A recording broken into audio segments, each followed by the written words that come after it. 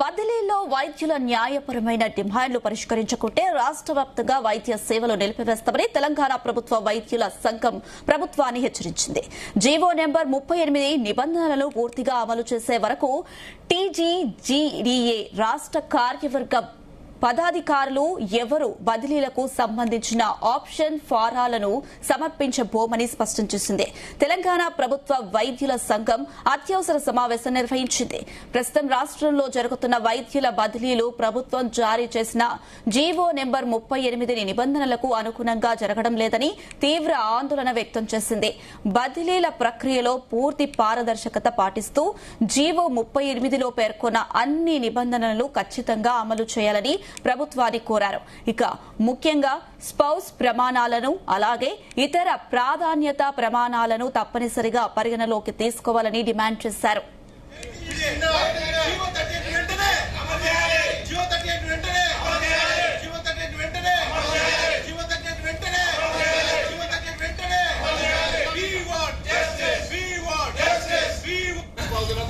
వైద్యులు సమర్పించిన రిక్వెస్ట్ బదిలీలను తక్షణమే మంజూరు చేయాలని గుర్తింపు పొందిన తెలంగాణ ప్రభుత్వ వైద్యుల సంఘం నాయకులు బదిలీల నుంచి మినహాయింపు కల్పించాలని కోరారు. ప్రభుత్వం జీవో 38ను పూర్తిగా అమలు చేయకపోయినా వైద్యుల న్యాయపరమైన డిమాండ్లను పరిష్కరించకపోయినా తెలంగాణ ప్రభుత్వ వైద్యుల సంఘం రాష్ట్ర వ్యాప్తంగా ఆందోళన కార్యక్రమాలను ఉధృతం చేయాల్సి వస్తుందని హెచ్చరించింది. అవసరమైతే రాష్ట్ర వ్యాప్తంగా వైద్య సేవలను నిలిపివేయడానికి కూడా వెనకాడబోమని ప్రభుత్వాన్ని హెచ్చరిస్తూ వెంటనే సమస్యలను పరిష్కరించాలని విజ్ఞప్తి చేసింది. అర్థం కావట్లేదు, ఇంగ్లీష్ వస్తుందా రాదా, జీవో 38 చదివారా లేదా? సేమ్ జీవో 24లో అమలు చేశారు, సేమ్ అధికారులు అమలు చేశారు. మరి ఎన్నిసార్లు మేము కనీసం ఒక 15-16 బుక్కులు ప్రింట్ చేశామండి జీవోలతో. ప్రతి ఒక్కరికి ఇచ్చాము, చదువుకోండి, చేయండి, మీ డెసిషన్ చెప్పండి. ఈ రోజు లాస్ట్ డే, ఈ రోజు దాకా డెసిషన్ చెప్పలేదు. ఇస్తున్నారా లేదా, ఎవరికి ఇస్తున్నారు, ఏం కథ, ఏమీ డెసిషన్ లేదు. మినిస్టర్ గారు 10 సార్లు చెప్పారు వీళ్ళకి ఇచ్చేయండి అని. అయినా కూడా అధికారుల నుంచి ఏమాత్రం స్పందన రాలేదు.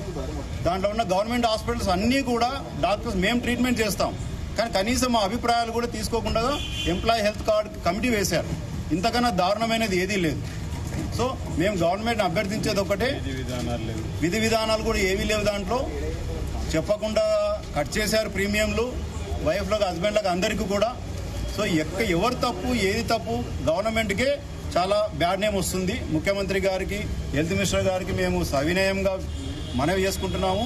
38 జీవోని యథాతథంగా అమలు చేసేటట్లుగా అధికారులకు హుకుం జారీ చేయమని చెప్తున్నాం. ఇప్పుడు దేవుడు వరం ఇచ్చిన పూజారి అది చేయడం అన్నట్టుగా మన సీఎం గారు ఇచ్చిండ్రు వరము, హెల్త్ మినిస్టర్ గారు వరం ఇచ్చిండ్రు, కానీ మన క్రిస్టినా మేడం మరి ఎందుకు కనికరిస్తలేదో మాకు తెలియదు.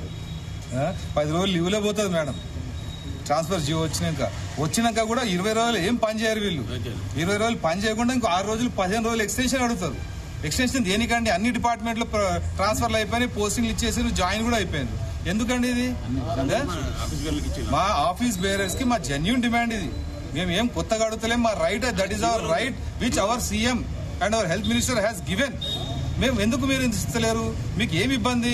మా ప్రభుత్వ వైద్యుల సంఘాన్ని మీరు అణిచివేయాలని ధోరణితో ఉన్నట్టుగా మాకు అనిపిస్తుంది. అందుకే రేపటి నుంచి మేమైతే యథావిధిగా ఇంతకుముందు మా వాళ్ళు సీనియర్స్ ప్రకటించినట్టు మేమైతే 100% సమ్మెకు పోతాము. మీరు నన్ను ఉంచినా తీసేసినా పర్వాలేదు. ఒకవేళ మీరు మాకు ఎగ్జామ్షన్ ఇయ్యని పక్షంలో నాకు వీఆర్ఎస్ ఆప్షన్ ఇవ్వండి. వీఆర్ఎస్ తీసుకుంటాం, మేమందరం వీఆర్ఎస్ తీసుకుంటాం. మా అయ్య నాకు 2 ఎకరాలు పొలం కొనిచ్చి నేను వెళ్ళి పొలం దున్నుకుంటా. నాకు అవసరం లేదు జీవితం. ఎందుకండి? మేము ఇంతకాలం 13-14 సంవత్సరాల నుంచి అసోసియేషన్ కోసం పనిచేసుకుంటా. మాకు వచ్చే ఒకటే ఒక బెనిఫిట్, ఎగ్జామ్షన్. మేము ప్రైమరీ మెంబర్స్ కోసం వందల పనులు చేసినాం. మాకు ఎందుకు ఇవ్వకూడదు?